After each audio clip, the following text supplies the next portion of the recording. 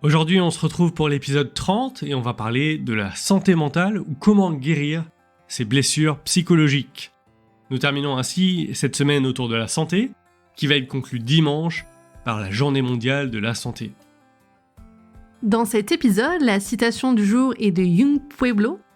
Le challenge du jour est inspiré par Dr Edith Eva Eger et la chanson du jour est de Tom Odell. Bonjour et bienvenue dans Marvelous Life, le podcast pour vous motiver et vous rappeler que vous avez tout ce qu'il faut pour vivre la vie merveilleuse dont vous rêvez. Je m'appelle Benoît Morin et je serai accompagné par ma sœur Aurélie. Ensemble, nous avons créé l'entreprise Morewings et le journal Bien-être Apollon afin d'aider chacun de nous à devenir une personne plus heureuse et plus épanouie. On se retrouve chaque matin du lundi au vendredi pour faire le plein de motivation le temps d'un espresso. Merci d'être avec nous, on vous souhaite une bonne écoute. Pour la citation du jour, Yung Pueblo a dit « Ma guérison n'est pas encore complète, je n'ai pas encore trouvé la sagesse, je suis encore en chemin. Ce qui compte, c'est que j'avance. » Yung Pueblo, de son vrai nom Diego Pérez, est un poète et conférencier à succès américain. Le pseudonyme Yung Pueblo signifie « jeunes gens » et porte le message que l'humanité entre dans une ère de croissance intérieure et de guérison remarquable, où les êtres humains sont appelés à élargir leur conscience et à se libérer de leur vieux fardeau. Cette citation me fait penser au livre Le choix d'Edith, ou The Choice en version originale, qui a été écrit par le docteur Edith Eva Eger et publié en 2017. Le docteur Edith Eva Eger est une psychologue américaine spécialisée dans le stress post-traumatique. Elle est née le 29 septembre 1927 en Slovaquie de parents juifs hongrois. Elle était une athlète de haut niveau pratiquant la gymnastique et s'entraînant de longues heures pour les Jeux Olympiques.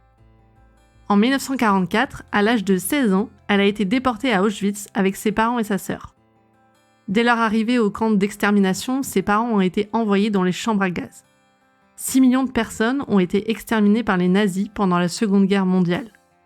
Edith et sa sœur font partie des 300 000 survivants des camps de concentration et des marches de la mort. Après la guerre, Edith a déménagé en Tchécoslovaquie où elle a rencontré l'homme qu'elle allait épouser. En 1949, ils s'installèrent aux États-Unis. 20 ans après, en 1969, à l'âge de 42 ans, elle a obtenu son diplôme en psychologie. Pendant de longues années, elle n'a pas parlé de son histoire. Pourtant, elle subissait les conséquences de ce traumatisme. Comme elle le dit dans son livre, son secret est devenu une prison.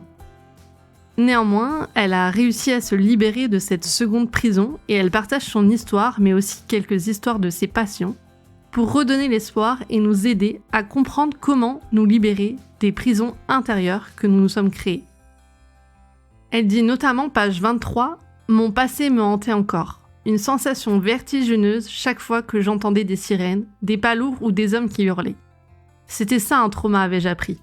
Une sensation quasi permanente dans mes entrailles que quelque chose ne va pas ou qu'un événement terrible est sur les points de se produire. Des réactions automatiques de peur dans mon corps, m'incitant à fuir, à me mettre à l'abri, à me cacher d'un danger omniprésent.